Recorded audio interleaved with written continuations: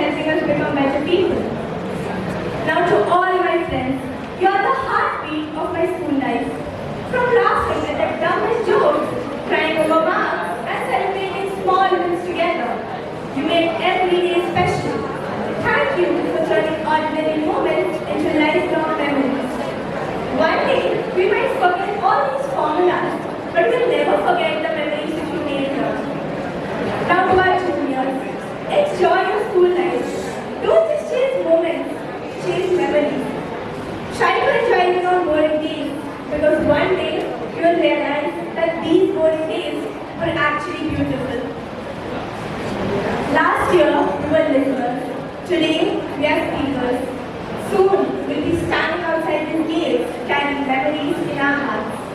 These classrooms didn't just teach us lessons. They give us friendships, confidence, and moments we'll carry for a lifetime. So let's be thankful today for the memories that will treasure tomorrow.